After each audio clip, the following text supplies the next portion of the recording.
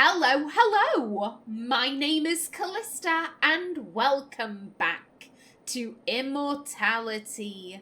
In the last episode, we watched some more scenes from rehearsals. We saw that Maria was offered a lot of money, I think it was like $10 million, to do a party for Mr. Hessenberg. Now, Maria didn't want to do that, however, Heather, the body double, she was like, I'd be interested in that, and she went.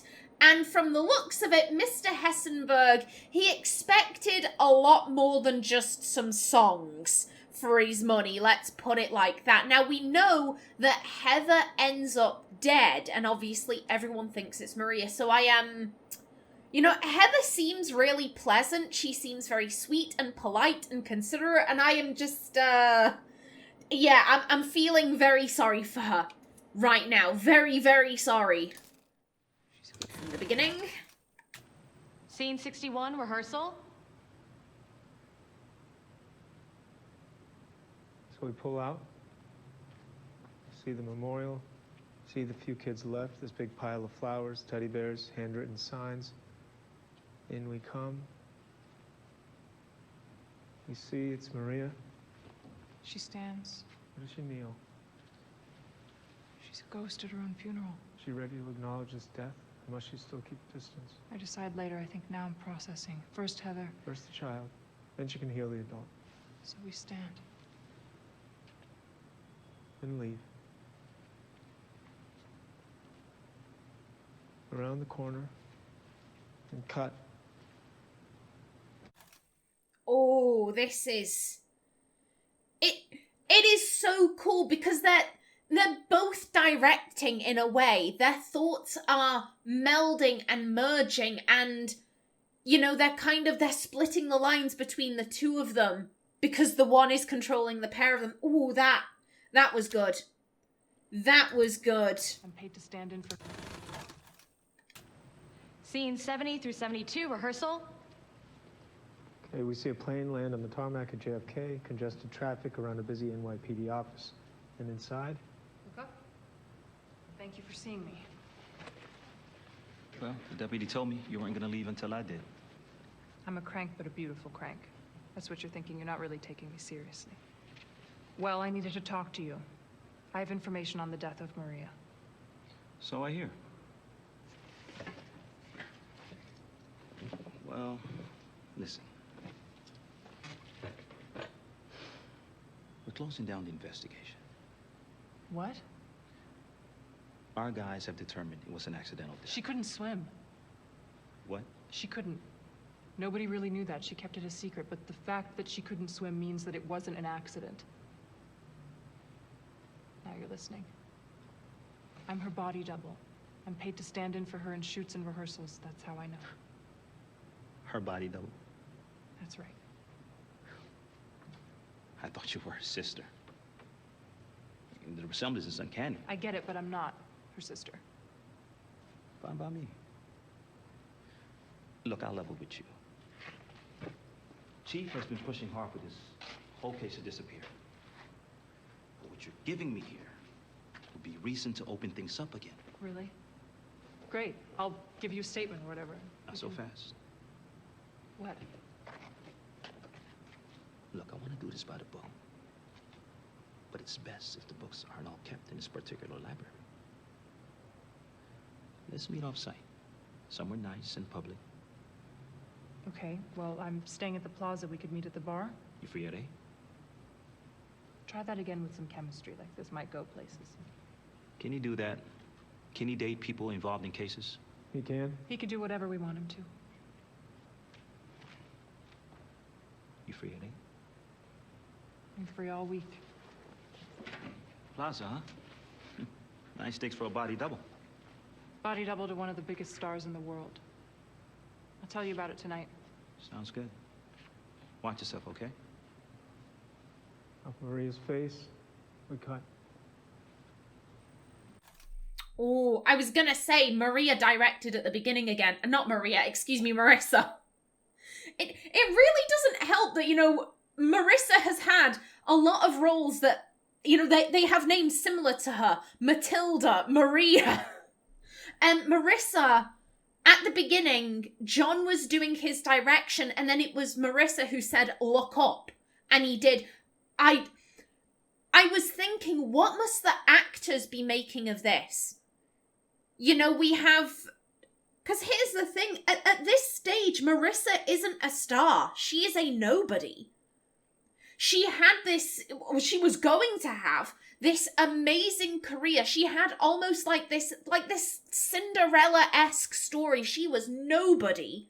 And the great Arthur Fisher plucked her from obscurity to star in, you know, potentially his last film, one of his, you know, his magnum opus, maybe. And then the film never, you know, it never released. And then she was going to be in this other film, Minsky, and then that never released. And there was a death on set. Marissa, at this stage, because it's been like 20 years, Marissa is not a rising starlet. She is not a great actress. She is a ghost. She is someone who was going to have a career and then disappeared for 20 years.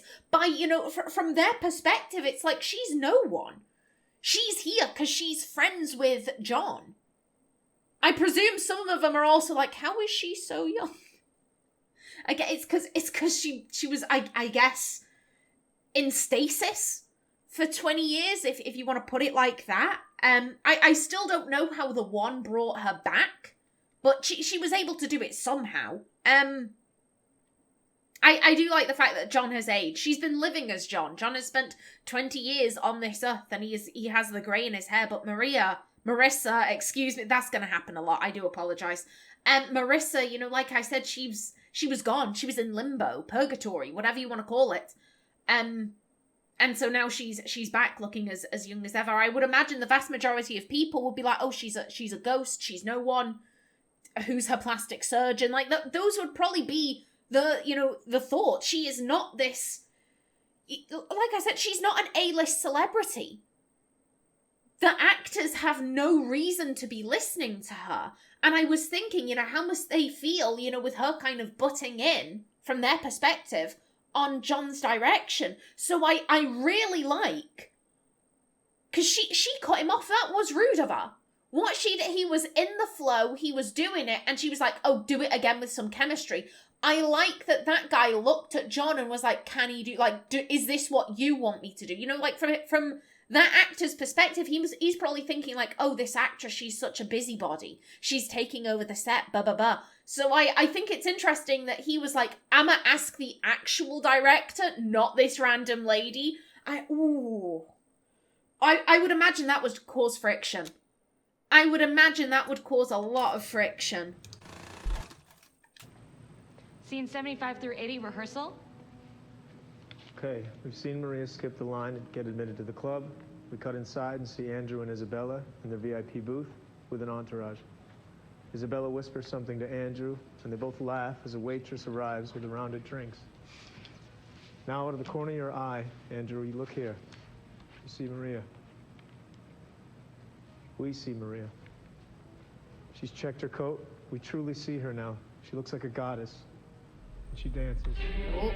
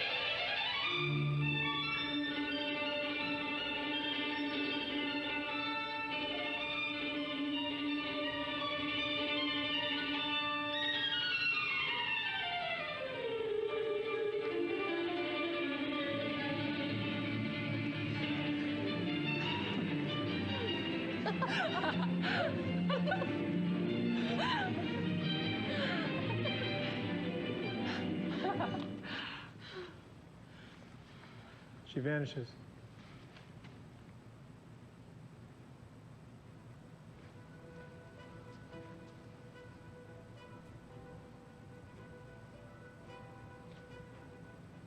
Maria exits onto the street. We think it didn't work. Then the limo pulls up. Okay, let's break here. I have thoughts. Correct me if I'm wrong, didn't they say that it was the NYPD? So this is New York. Yes, Vivaldi, what they're listening to in all the New York clubs. There's such... I swear that's Vivaldi. I don't know music.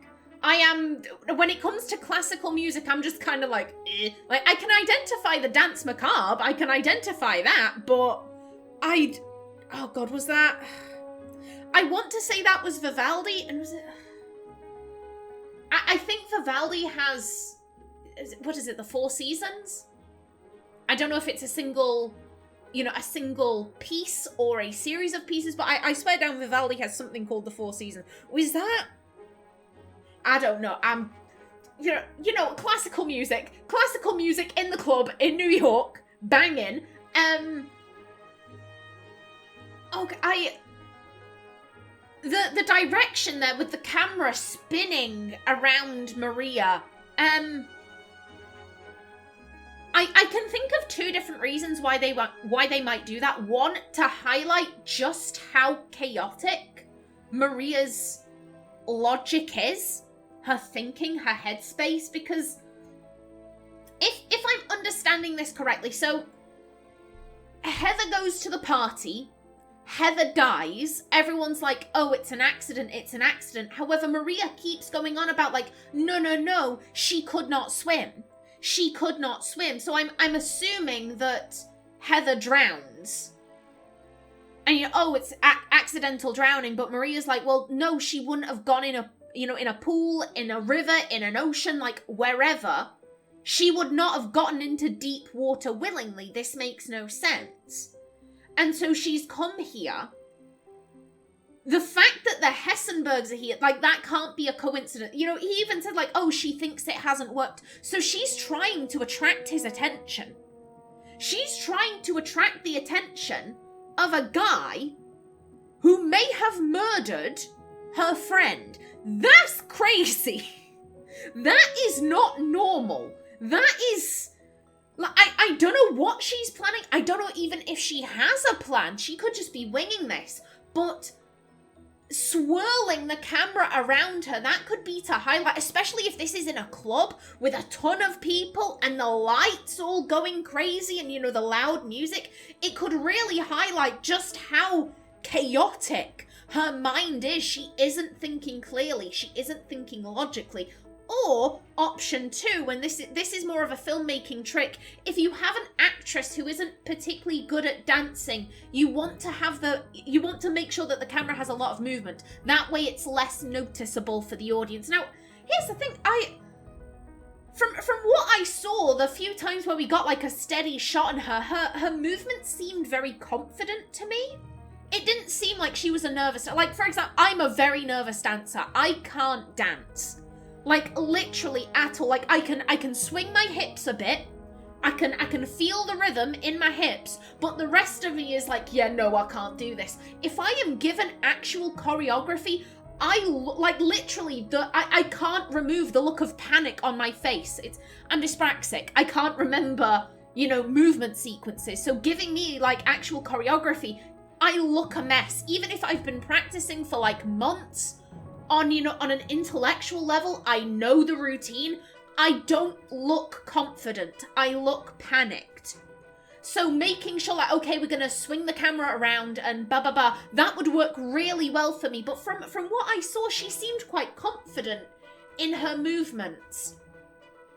Then again, I can't dance. I can't exactly judge. Maybe she isn't a natural dancer, I don't know, but those would be my two ideas for why the camera kept moving. Either as like a filmmaking trick because the actress struggles with dancing, or just to highlight, her thinking is off. You know, she's doing something dangerous. Again, just imagine the finished scene. All of the dancers, Vivaldi blaring it in the background. You've got the lights. You know, it would look super chaotic. Super chaotic. Now there was, it might, would it, now let's go back. Let's go back.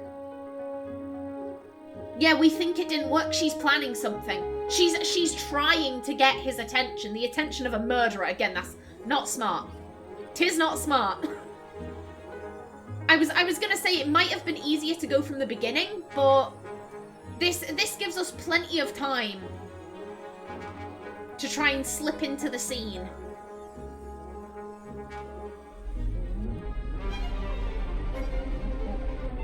Let me in. Oh. And then we want the beginning.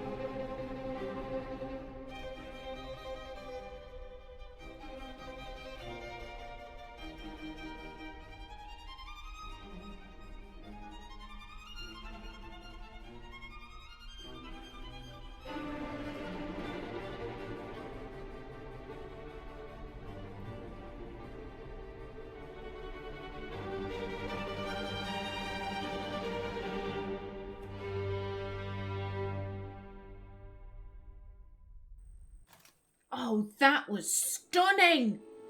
Yeah, round of applause. Round of applause for the one there. Oh my god. Oh. One, that dress is fantastic for dancing. It creates some beautiful imagery. Oh my god. Whoever designed her dress, whoever did that deserves a raise. It is, oh my god, the fabric flowing and moving. Oh, yes.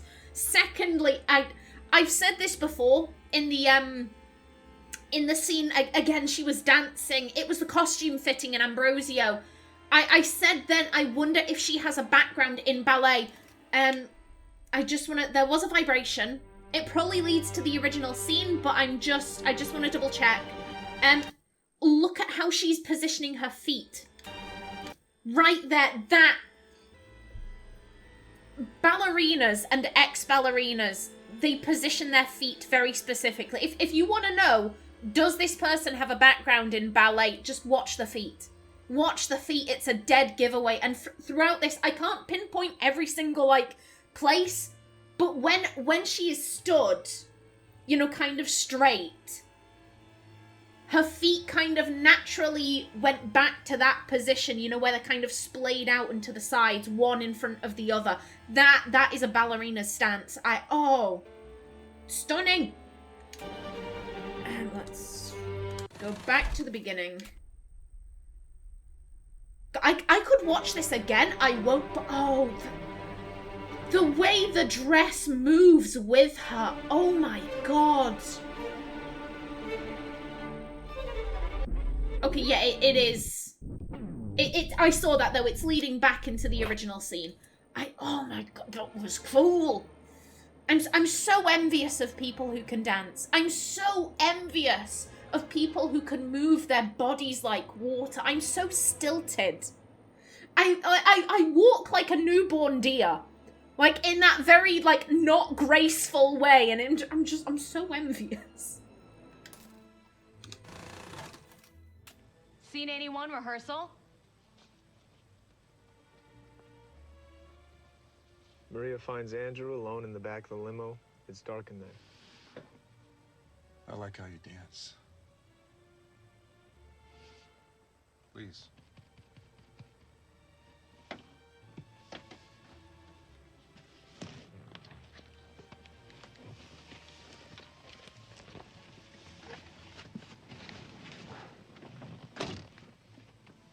I'm Andrew. Andrew Hessenberg. I saw you on TV. Oh, yes. Like to avoid the spotlight, but shit happens. On TV, they said you had the most expensive residence in all of New York. That's right. Can I see it? Are you a prostitute? No. I just get turned on by money and power.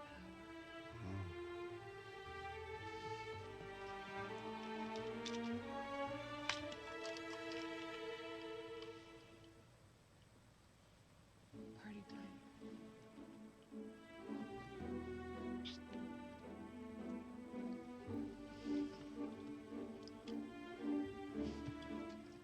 What did I just take? Just a little something. I already took one at the club. What's your name? Christina. Christina. When we get back to my apartment, I'm gonna tell you exactly what I want you to do. And you're gonna do it for me. Is that okay? Sure. Good.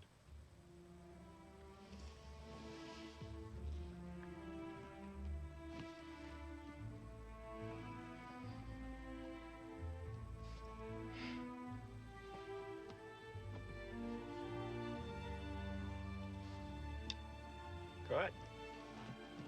What did I just take? Candy. Andy. Really?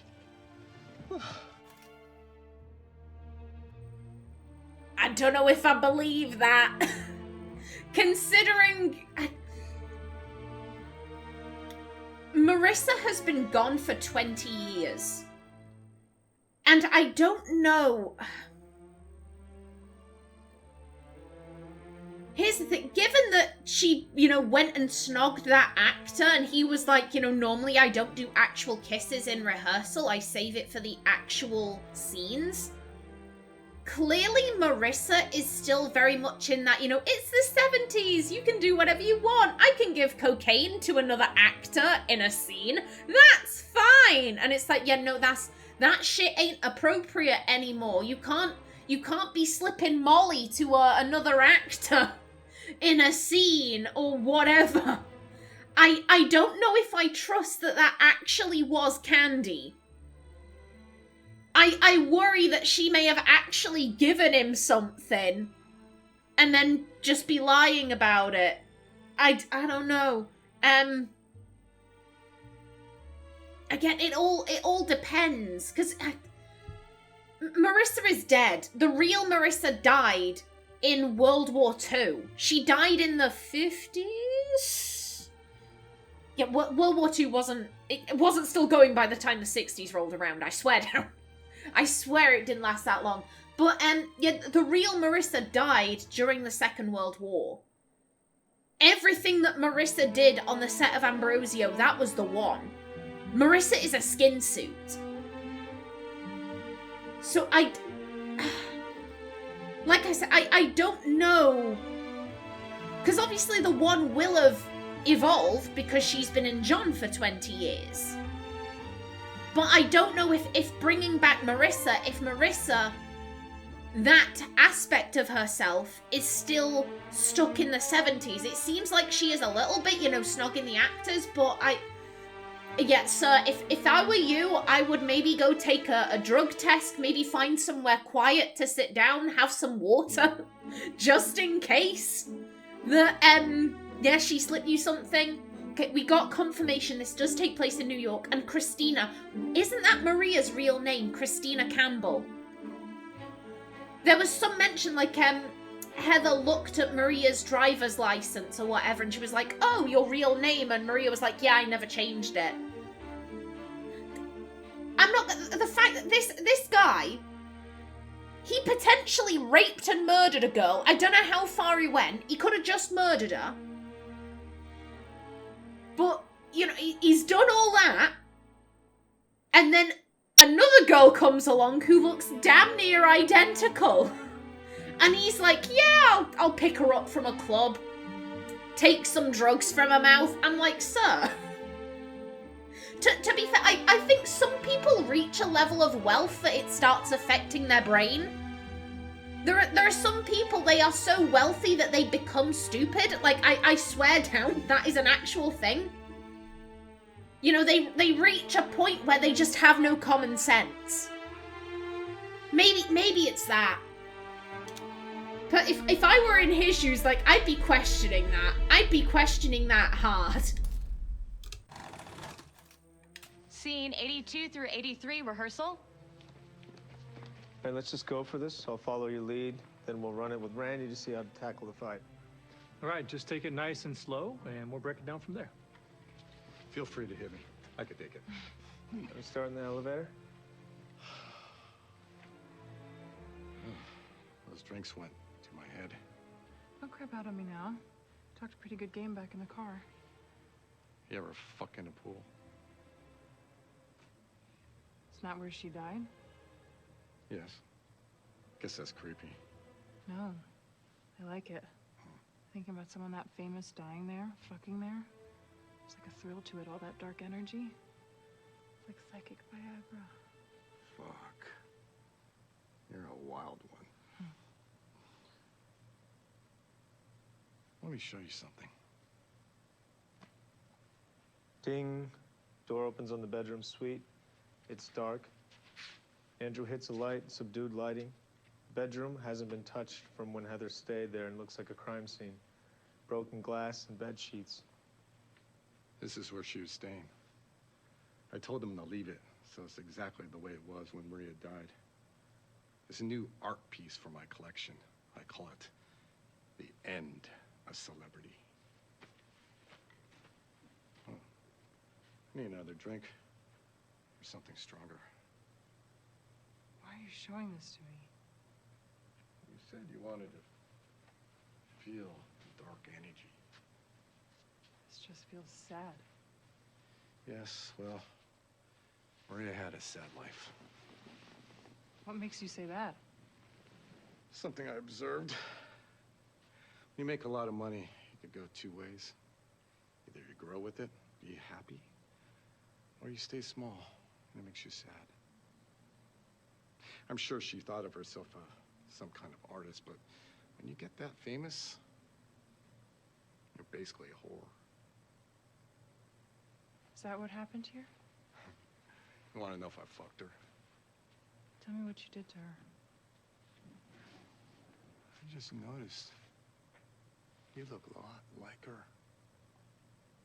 There's something weird going on. Do you like that I look like her? Take off your clothes. Tell me what happened. She didn't die by accident. Oh, she didn't do as she was told.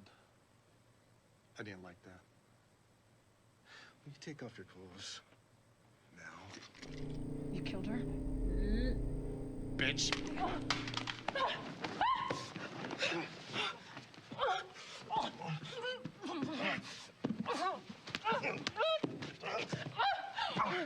Hey, I think we need to take a break. No. She gasps, scrambles around, reaches. The golden mic is still under the bed. Hand reaches in there, and Mike. Did you kill her? Why do you fucking care? No, I didn't kill her. My wife did. She put you up to this, didn't she? She's a clever one. Normally she has her boys do her dirty work. Sending you is a novel twist. Never thought she'd hurt me, though. Where is she? Where is she right now?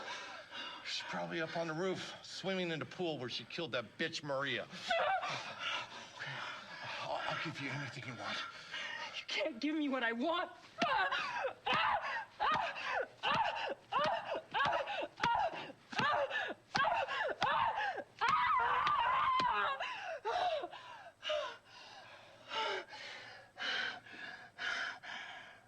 You take the key card out of my pocket, and then you're gone.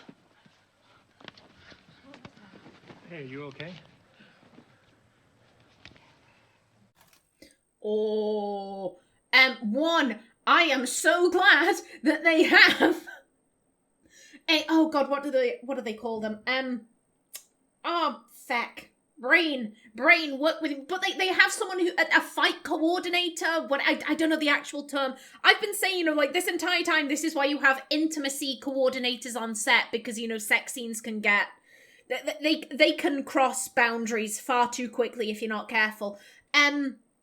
He's not an intimacy coordinator, but he is a fight coordinator. Good job. And he tried to do his job. I caught that. You know, he came in and was like, hold up. Let's stop. Like, let's go through this. Let's not improv this. And John shooed him away. No. He should have stuck his ground. That is my only complaint. Like, a good job. You know, he tried to step in, but he should have stuck to his ground. He should have said, no, stop. Like, this is why I'm here. So we don't go too far. And what happened? Marissa, excuse me, she got too into, like, look at his face. Look at his face. He's just like, dude, what the fuck? It's your job to protect the actors. Like, well, it's the fight guy's job to protect the actors, and you stopped him doing his job. What the fuck? I very quickly... I want to see who's saying this. Yeah, that is him.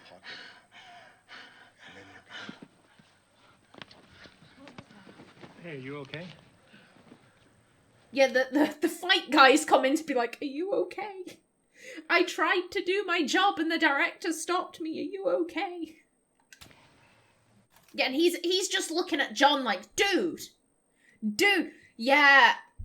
I mean, we saw earlier on the one beat a version. To be fair, it was, I don't think she was even picturing him. It was a guy wearing different clothes and a crown, and she beat his face in.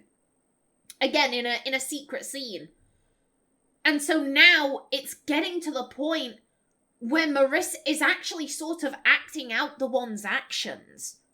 That has never happened before. There has always been this very distinct, you know, the one, this is the one, you know, playing the part, and this is the one affecting the film, the secret scenes, trying to get things across. There has always been this element of control, but it's slipping. It's slipping. And Marissa, excuse me, went a bit too far. She didn't go a bit too far. She went way too far. Like, I can... Much respect to this actor. If he didn't walk off set, he should have walked off set after that. Because that would be terrifying.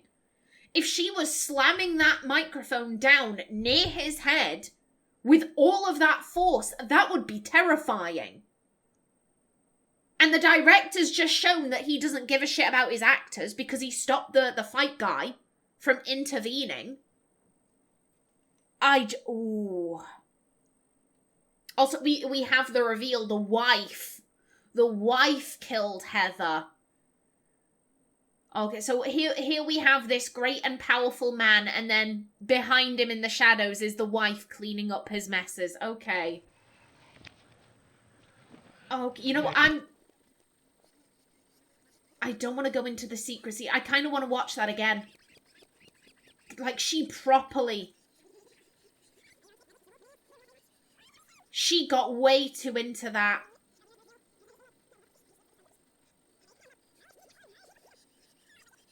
You know, when they rolled off the bed, yeah, I kind of just want to let it play from here. You can tell he's not holding on to her. You can tell he isn't actually holding on to her throat. He's just kind of putting his hand over it. I know he said, hit me, I can take it. But again, girl, you shouldn't be Like, I heard that. Yet you can hear the... She's putting force into her hits. He's not putting force onto her. You can hear that. She's properly hitting him. Hey, I think we need to take a break. And I think I noticed that. I noticed throughout that scene, I thought he was acting, but the guy playing Andrew, he was holding onto his head. I think Marissa actually threw him off and he hit his head on the floor. Probably not all that hard, but I think she's actually applying a lot of force in this. She's applying so much, and that's why he gets involved. He's like, she's too into it. She's having a moment here. Like, clearly this is bringing up some memories, some issues. She's getting too into it. We need to intervene. And John says no. No. She gasps, scrambles around, reaches, the golden mic is still Yeah, under the I bed. think he's in actual pain. Did you kill her? Why do you fucking care? No, I didn't kill her. My wife... I think part of it, so she mimics hitting him with the microphone. However, he was actually lying there with his mouth open, kind of like, I think she actually threw him to the floor with force. Did. She put you up to this, didn't she? She's a clever one. Normally she has her boys do her dirty work, sending you as a novel.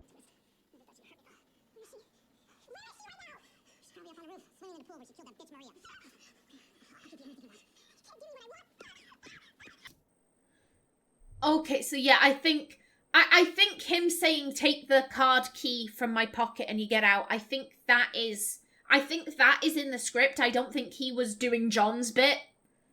You know, take the card from my pocket and you leave the scene. I think Andrew actually says, you know, hey, take my card key and get out.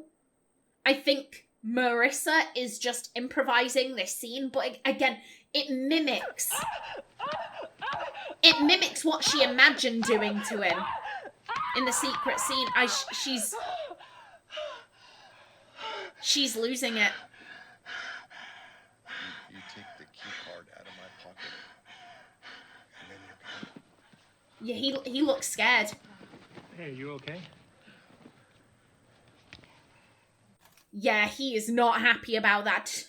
He has every right not to be happy, just Jesus. If you have a professional, that fight coordinator, he's a professional. He knows these things.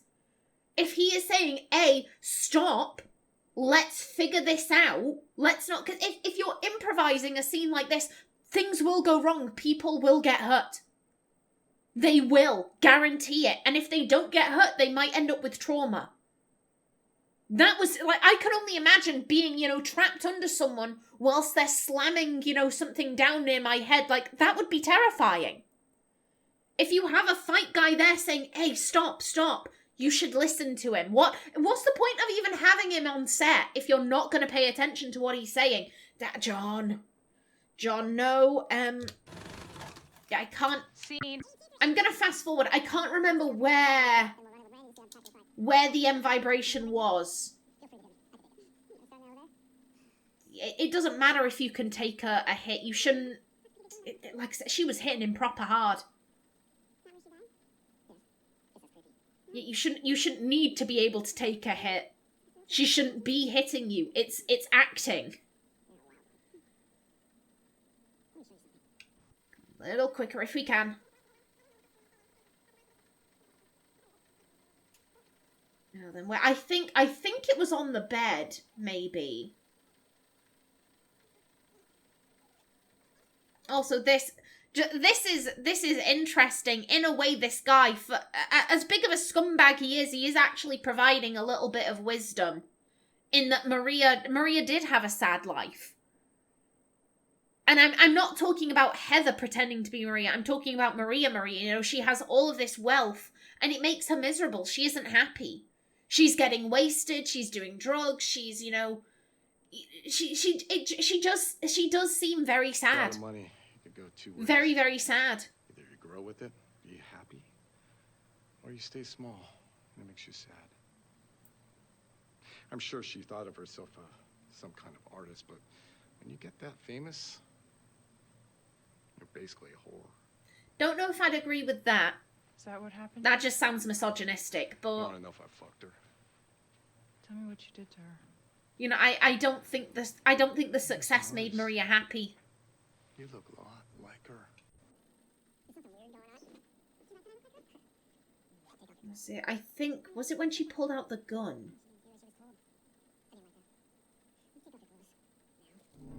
Okay. Oh, and again.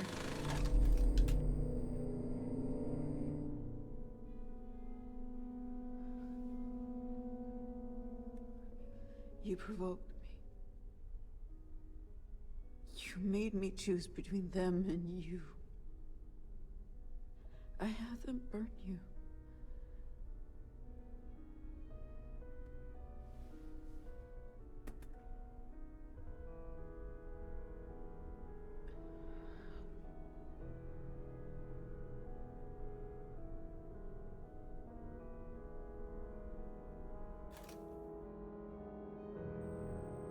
She was reliving when she shot Carl. She was talking to the other... Now, that's Amy. Then again, they eat. That's how they take possession. They eat, they consume them. The other never consumed Amy. He traveled through the footage. It was accidental. If no one had ever looked at those clips with a moviola machine, then nothing would have happened. She just happened to do it and discover the secret scenes. If effectively Amy did what we're doing now, it was all happenstance. It was all accidental. He never ate her. In all the other scenes, when we've had, you know, people who were being possessed, it's always shown their true form. It's always shown the one and the other. Amy was never eaten. Would she show up as herself? Because she's clearly talking to her. She's clearly talking to the other. But it's not the other, it's ooh. Questions. Questions as to how this species works.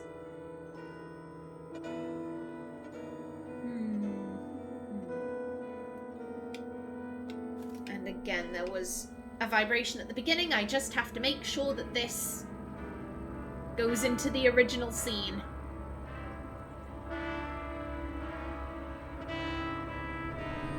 Yeah, okay. Okay, that is a thought. Whatever happened between the other and Amy, that is new.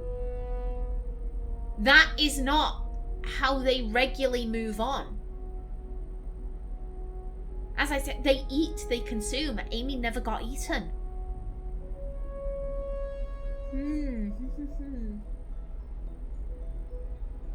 Interesting. Either way, I am just about out of time for this episode. In the next one, it seems like we have one more rehearsal and then we're on to the actual set. But until then, please remember to like if you enjoyed, leave a comment below, and if you wanted to subscribe, it would be very much appreciated. I've been Kallista.